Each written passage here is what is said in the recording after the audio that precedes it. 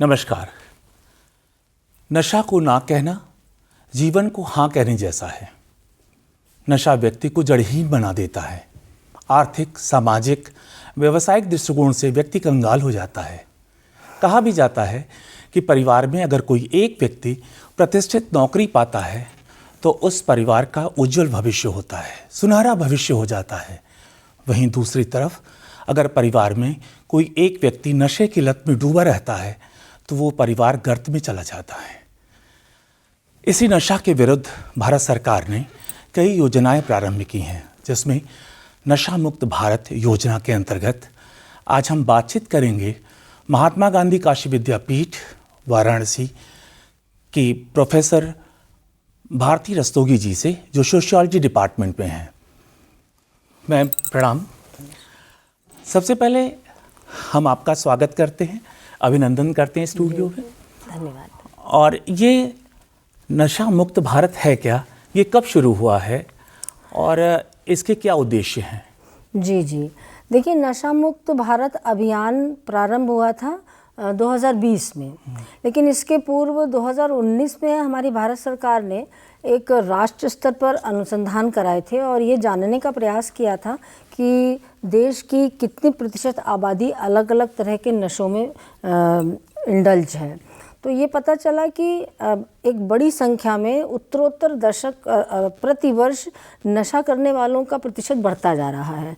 तो नशा को इसके प्रतिबंध लगाने के लिए उन्होंने नशा मुक्त भारत अभियान प्रारंभ किया 2020 में, और इस सोच के साथ कि नशे के सेवन से जो भी समस्याएं सामाजिक आर्थिक तौर पर देश में उत्पन्न हो रही हैं, इनका निवारण किया जा सके और नशे को प्रतिबंधित किया जा सके या उसकी दर को कम किया जा सके। तो इस संदर्भ में भारत सरकार ने बहुत सारे 272 जिले चिन्हित किए जहाँ पे सबसे ज़्यादा नशे मतलब एडिक्शंस होते थे, और उन जिलों पे उन्होंने इफ़ेक्टिवली काम करना शुरू किया नशा मुक्त भारत के अंतर्गत, जिसका उद्देश्य मुख्यतः ये होता था कि हम जो लोग नशे में लीन हैं, व्यस्त हैं, उनकी काउंसलिंग कर सकें, उनका पुनर्वास कर सकें, और जो लोग जो नशे के पदार्थ इतने ईजिली उनको उपलब्ध हो जाते हैं तो उन पर किसी न किसी प्रकार से रोक लगाई जा सके, ताकि इतनी आसानी से किसी नशे के पदार्थ उनको ना उपलब्ध हो पाए, दबाव बनाया जा सके। जी।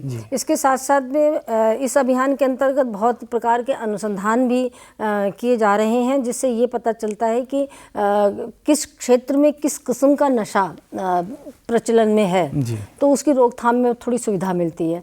और सामुदायिक स्तर पे भी बहुत सारे इस तरह के एक्शन ओरिएंटेड रिसर्चेस किए जा रहे हैं, जिसमें हम लोगों को जागरूक भी करते हैं और जो नशे की ओर थोड़ा प्रवृत्त हो रहे हैं उनको प्रयास करके नशे से विमुख करने का प्रयास किया जाता है। अच्छा। तो ये बहुत अच्छी पहल है भारत सरकार की। मैडम, ये बताइए कि भारत की कितनी प्रतिशत आबादी इस नशे की चपेट में है? जी, उसी 2019 के सर्वेक्षणों की रिपोर्ट के आधार पे ये सिद्ध होता है कि लगभग 10 वर्ष से 75 वर्ष की उम्र की जो जनसंख्या है, उनमें अनुमान मतलब लगभग 20% जनसंख्या ऐसी है जो विभिन्न प्रकार के नशों को में व्यस्त है। ये सर्वेक्षण के दौरान ये सर्वेक्षण के दौरान ये रिपोर्ट्स कहती हैं। इसमें इम्पॉर्टेंट बात ये है कि जैसे कि करीब 15% जनसंख्या ऐसी है जो शराबखोरी करती है जी। 4% जनसंख्या ऐसी है जो भांग है, गांजा है, चरस है, इन सब का सेवन करती है, और लगभग 2.5 से 3% जनसंख्या ऐसी है जो गुटखा, खैनी और सुरती, ये सब चीज़ें हैं, इनका प्रयोग किया जाता है। तो लगभग मोर देन 20%। देखिए, इसमें चिंताजनक बात यह है कि ये तो वो आंकड़े हैं जो लोग बता देते हैं, लेकिन बहुत सारे आंकड़े तो अंडरस्टिमेटेड ही रह जाते हैं, क्योंकि लोग छुपा जाते हैं, पहुंच नहीं पाते, पता नहीं चल पाता। भाई, आप जब तक बताओगे नहीं तब तक हमें क्या पता चलेगा कि आप रात में क्या लेके सोते हो। तो इसमें अंडर एस्टिमेशन बहुत होता है। तो ये 20% जो दिख रहा है, दरअसल ये इससे कहीं ज़्यादा है। तो ये तो रिपोर्टिंग है, लेकिन तब भी इस वर्तमान समय में हमारे भारत में जो अर्बनाइजेशन की और ग्लोबलाइजेशन की प्रक्रिया चल रही है, इसके में विकास के साथ साथ ये जो नशाखोरी अब कोई एक ऐसा वर्ग है जहाँ पे ये एक स्टेटस सिंबल है। जहाँ पे अगर शराब सर्व ना की जाए तो लोगों को लगता है कि नहीं हमारी शान के खिलाफ है। तो एक तरफ पहले हम लोग कहते थे कि जो हाशिए पे बैठे लोग हैं उनमें नशाखोरी है, लेकिन अब जो हाशिए पे बैठे हैं वो भी नशा कर रहे हैं, जो एलीट क्लास है वो भी नशा कर रहा है। वो अपनी पार्टीज़ में नशा, कोई भी सेलिब्रेशन बिना नशे के एलीट क्लास में संभव नहीं है अधिकांशतया। तो अब मिडिल क्लास बचता है। तो इसलिए ये एक ऐसी बुरी लत समाज में फैलती जा रही है कि अगर अभी भी हमने इस पे नियंत्रण ना पाया, क्या ये तो मतलब ऐसा जो आप कह रही हैं पूरा का पूरा पाश्चात्य संस्कृति पर हावी हो रहा है हमारा समाज? या मैं फिर आपको बताऊं कि अब महिलाओं में भी नशे की प्रवृत्ति बहुत बढ़ती जा रही है। आप देखते हैं हम जब पिक्चर्स देखते हैं, आप देखिए कितनी सारी पिक्चर्स अभी आपने देखी होंगी विगत के 5-6 सालों में, जिसमें इजीली दिखा रहे हैं कि हस्बैंड वाइफ दोनों ड्रिंक्स शेयर कर रहे हैं, है ना। तो हम कहीं ना कहीं फिल्म जो कि समाज पे एक इम्पैक्ट डालता है, तो हम कहीं ना कहीं सिखा भी रहे हैं कि नहीं महिलाएं भी ड्रिंक करती हैं, वो भी जो पढ़ी लिखी महिलाएं हैं वो भी ड्रिंक करती हैं। तो ये प्रवृत्ति हमारे आधुनिकीकरण का एक प्रभाव है जो बढ़ता जा रहा है। जो निम्न वर्ग के लोग हैं वहाँ भी इस तरह की माल प्रैक्टिसेस बहुत हाई रेट में मिल रही हैं, और जो एलीट क्लास है वहाँ पे मिल रही है। अच्छा मैडम, ये पूछना अभी आपने कहा कि 272 जिलों को चिन्हित किया गया, जी। उसमें मुख्य जिले कौन कौन से हैं, उसमें किस तरह का नशा है? जी, ये भी बहुत महत्वपूर्ण तथ्य है कि जैसे उत्तर प्रदेश, महाराष्ट्र, राजस्थान, केरल में सबसे ज़्यादा ये ड्रग एडिक्शन मिलता है। उत्तर प्रदेश की खासियत ये है कि यहाँ पे लिकर बहुत कंज्यूम किया जाता है, शराब बहुत ज़्यादा लोग पीते हैं, और शराब पीने के साथ साथ यहाँ पे लोग कई प्रकार के नशे करते हैं। जैसे जो शराब पीता है वही सिगरेट भी पीता है, वही कभी गांजा भी ले लेता है। माने उत्तर प्रदेश में भांति भांति के लोग अलग अलग तरीके के नशे, एक ही व्यक्ति कई प्रकार के नशे करता है। स्लम में भी आप ये देखिए कि अगर वो शराब तो पिएगा ही, तो वो उसको गैम्बलिंग का नशा यानी कि जुआखोरी का नशा है। तो अब एलीट क्लास में आएंगे तो जो संपन्न वर्ग है वहाँ के बच्चों को सोशल मीडिया का नशा है, या उसको जो आजकल ये गेम चल गए हैं ऑनलाइन, तो कोई लूडो खेल रहा है, कोई अपना जो हर वर्ग किसी न किसी प्रकार के नशे में इन्वॉल्व होता जा रहा है। और ये जो आभासी दुनिया में हम लोग बच्चों को एक टेलीफोन पकड़ा दे रहे, एक मोबाइल पकड़ा रहे हैं, इस मोबाइल पे बहुत कुछ आता है। ये सारी नशे की चीज़ें विज्ञापन में बच्चे देखते हैं। तो एक बहुत बड़ी बात तो यह है कि बच्चे जिज्ञासावश जो है वो सेवन करना शुरू कर देते कि खा के देखते हैं कि है क्या। अब ये 2 बार खाया, 4 बार खाया तो उनको लगा कि नहीं बड़ा अच्छा लग रहा है, धीरे धीरे वो प्रैक्टिस। अच्छा मैडम, जैसे आपने चिन्हित किया कि उत्तर प्रदेश, महाराष्ट्र, गोवा, केरल, तो ऐसे इसमें क्या कॉमन चीज़ें हैं कि सब अलग अलग नशा है या एक ही तरह का नशा सब? नहीं। उत्तर प्रदेश में जैसे मैंने बताया कि नशाखोरी हर स्तर पे है, इसी तरह महाराष्ट्र में लिकर कंजम्पशन ज़्यादा होता है। आपने देखा गोवा में फेनी बहुत मशहूर है। अच्छा। और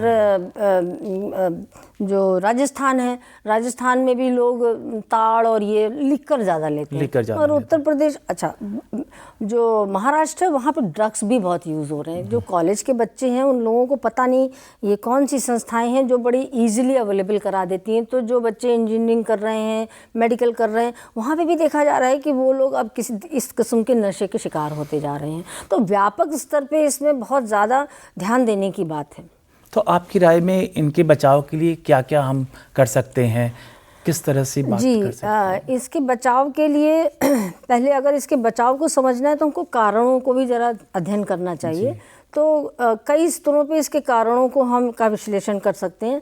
एक तो सबसे बड़ा व्यक्तिगत कारण है कि जो व्यक्ति नशा करता है वो या तो शायद डिप्रेशन में है, या किसी और तरह से दुखी है, फेल्योर है, कोई फाइनेंशियल फेल्योर है। तो व्यक्तिगत रूप से व्यक्ति अपने को संभाल नहीं पा रहा है, आजकल बहुत सारे स्ट्रेस में है, तो वो नशे की आड़ लेता है जीवन जीने के लिए। दूसरे पारिवारिक कारण हैं, आजकल पति पत्नी दोनों रोजगार करते हैं, तो बच्चों को वो लाड़ प्यार नहीं दे पाते हैं, बच्चे अकेलापन महसूस करते, तो एकाकीपन के कारण वो अपने एंटरटेनमेंट के लिए हो सकता है नशे से प्रवृत्त हो जाएं। सामाजिक कारण है, बेरोजगारी बहुत ज़्यादा है, बहुत सारे प्रेशर्स हैं, तो जब जीवन में रास नहीं आ रहा है, कुछ नहीं समझ में आ रहा है, तो नशा करने लगे ऐसे। और कुछ तो आनुवांशिक कारण होते हैं, भाई बच्चे ने पिता को पीते देख लिया, या पिता ने जो नशा अपनाया, बच्चा भी उसी नशे को यूज़ करने लगा। अनुवांशिक कारण भी हो सकते हैं। अनुवांशिक कारण भी होते हैं, बच्चा जो पिता को करते देखेगा वो खुद भी करेगा। तो ये चीज़ें हैं।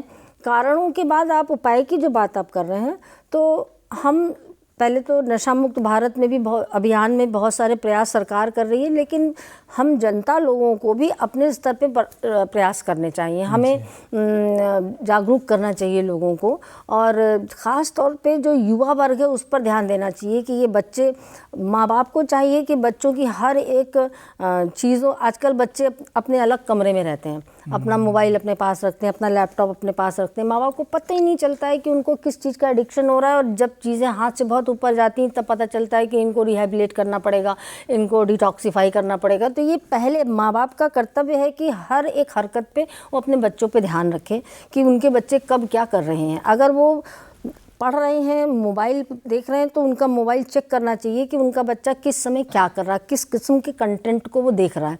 ऐसा तो नहीं है कि किसी खास चीज़ में, किसी गेम में वो फंसता चला जा रहा है। अच्छा मैडम, हमारा यूथ इस गेम में, किसी खास चीज़ में एकांकी अनुभव कर रहा है, तो हमारा यूथ कहाँ तक संभावित है कि वो नशा मुक्ति आंदोलन में कंट्रीब्यूट कर सकता है? हर यूथ कर सकता है। यूथ तो बहुत कुछ कर सकता है। क्यों? क्योंकि हमारा देश जो है इसमें एक डेमोग्राफिक डिविडेंड के उसमें गुजर रहा है। क्योंकि हमारे 2 दशक पहले तो हमारी प्रजननता का स्तर बहुत उच्च था, तो जो 2 दशक वाले बच्चे हैं वो इसमें 20-25 साल 22 साल के हैं, यानी कि 20 साल से 35 साल की जो जनसंख्या का जो प्रतिशत है कुल जनसंख्या में, वो सर्वाधिक है। यूथ की जनसंख्या सर्वाधिक है। इसीलिए हमारे प्रधानमंत्री जी कहते हैं कि we are facing demographic dividend. तो इसमें हमको अपने यूथ को अगर संवार लिया तो हम बहुत जल्दी आर्थिक तरक्की करेंगे। और अगर हमारा यूथ ही इंडल्ज हो गया इस नशे में, तो फिर भारत को फिर कोई बचा नहीं सकता। इसलिए आज पहला कदम हमको सबसे ज़्यादा प्रायोरिटी ये देनी है कि हम अपने यूथ को एनर्जेटिक बनाएं, उनको प्रवृत्त करें कि वो ज़्यादा से ज़्यादा कॉलेजेस में योग सिखाया जाए, मेडिटेशन करना सिखाया जाए, कुछ धार्मिक कंटेंट कोर्स में हो, ताकि पाश्चात्य संस्कृति के साथ साथ हम अपनी जड़ों से जुड़े रहें। अगर तो हम शायद अपने बच्चों को सिखा पाएंगे कि तुम नशा करना अच्छी चीज़ नहीं है। बहुत बहुत धन्यवाद मैडम, आप यहाँ आई और हमारे दर्शकों को नशे के बारे में, नशे के दुर्गुण, ये कैसा दुर्गुण है, बच्चों के एकांकीपन, पेरेंट्स को एक मैसेज दिया कि आप अपने बच्चों को समझिए, उन्हें अकेला न छोड़िए। और हमारा यूथ जो जनसंख्या है इस समय सर्वाधिक है, उन्हें एक सही मार्ग पर, एक कंटेंट पर ले जाने की ज़रूरत है। उनको पाश्चात्य संगीत या संस्कृति से बिलगाव करने की ज़रूरत है, और उन्हें हमारे कुछ धार्मिक बातों को समझाना है, मेडिटेशन करना है, और भारत को नशा मुक्त करना है। तो इस शब्दों के साथ बहुत बहुत धन्यवाद। नमस्कार।